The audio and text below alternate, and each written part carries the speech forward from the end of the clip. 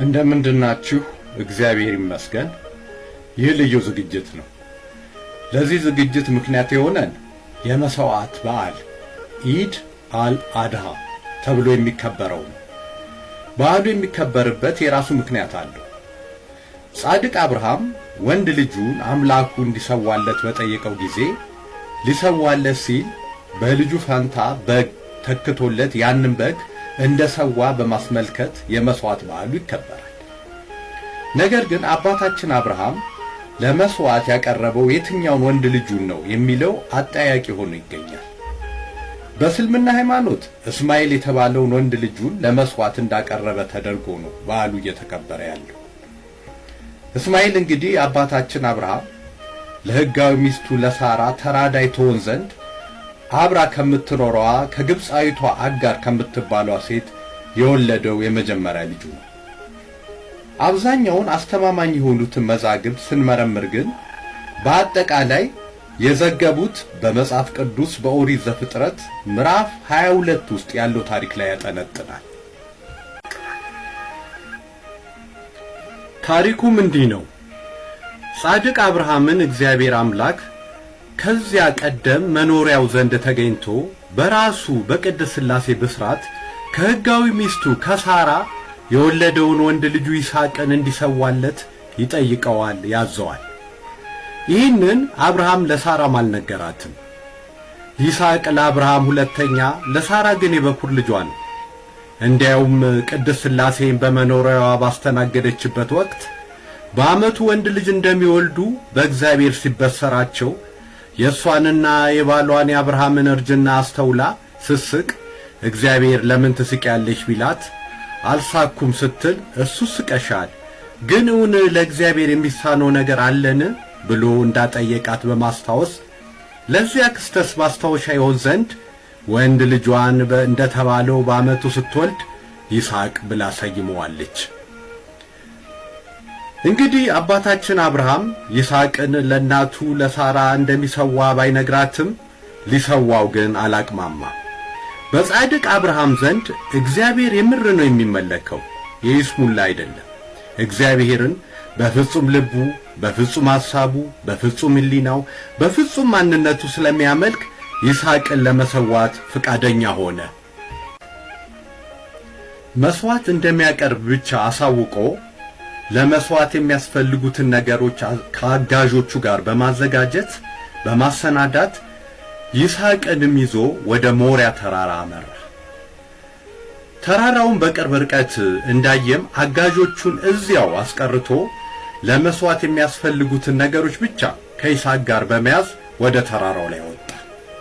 ያን ጊዜ ይስሐቅ አባቱ አብርሃምን አንድ ወሳኝ ጥያቄ ይጠይቀዋል። አባቴ ሆይ ሁሉም ነገር ተዘጋጅቷል፣ የመስዋዕቱ በግ ግን የት አለ? በማለት አባቱ አብርሃምም ለልጁ ለይስሐቅ ወሳኙ መልስ ያሳውቀዋል። የመስዋዕቱን በግ እግዚአብሔር ያዘጋጀዋል ብሎ። ይስሐቅ ሲያድግ አባቱ ከሚያረባቸው በጎች አንድ ግልገል በተለየ ሁኔታ እየተንከባከበ እያበላ እያጠጣ አብሮ እየተጫወተ እንደሚደሰት አብርሃም ያስተውለዋል። የመስዋዕት ቀን ሲደርስ መሠዊያውን አዘጋጅቶ ሲያበቃ ያ ይስሐቅ በተለየ ሁኔታ የወደደውን ግልገል እንዲሰው ያደርገዋል።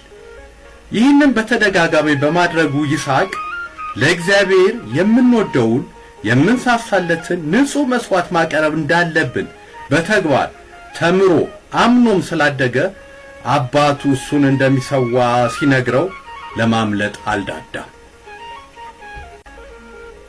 ይልቅ እጅና እግሩን ታስሮ በመሠዊያው ላይ በፈቃደኝነት ሊሰዋ በደረቱ ተደፋ። ጻድቅ አብርሃምም ያኔ ካራውን መዞ በልጁ ላይ ልክ ሲያነሳ እግዚአብሔር አምላክ ከሁለቱም የፈለገውን አግኝቷልና ከመቅጽበት መልአክ ልኮ አስቆመው። መልአኩም አባታችን አብርሃምን ጠርቶ በብላቴናው በይስሐቅ ላይ ሰይፉን እንዳይዘረጋ አንዳችም እንዳያደርግ በመንገር እግዚአብሔር ፍጹም የሆነ እምነቱን እንደተቀበለለት አሳስቦት ሲያመላክተው አብርሃም ዓይኑን እንዳቀና ቀንዶቹ በዕፀ ሳቤቅ የታሰረ በግ ተዘጋጅቶለት ያስተውላል። ወዲያው ልጁን ከመሰዋው ላይ አውርዶ በልጁ ፋንታ ከልጁ ጋር ያንን ንጹሕ በግ በመሰዋው ላይ በመዋል ይሰውታል። የእግዚአብሔርም ቡራኬ አብርሃም ከመልአኩ ዘንድ ከተቀብሎ ከልጁ ይስሐቅ ጋር በደስታም በለቅሶም ተቃቅፈው ይመለሳሉ። ይህ ነው ታሪኩ። እውነቱም ታሪኩ ስለ እግዚአብሔር ልጅ ስለ ኢየሱስ ክርስቶስ መስዋዕት መሆን የሚተነብይ ታሪክ ነው። በእስልምና ሃይማኖት የመስዋዕት በዓልን ኢድ አልአድሃን ለማክበሪያ ይህንን እውነት ለምን አልተቀበሉትም?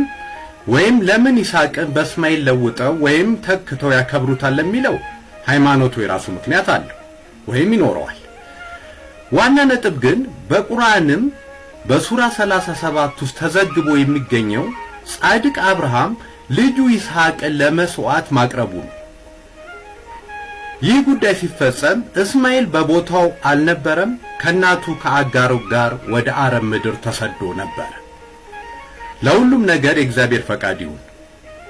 የሃይማኖት ዋና ዓላማ ግን እውነትን ይዞ እውነትን ተከትሎ ከሞት በኋላ ዘላለማዊ የደስታ የሐሴት የፍስሐ ሕይወትን መውረስ ነው። ሌላ የለም። እግዚአብሔር ለዚህ ያብቃል። አሜን።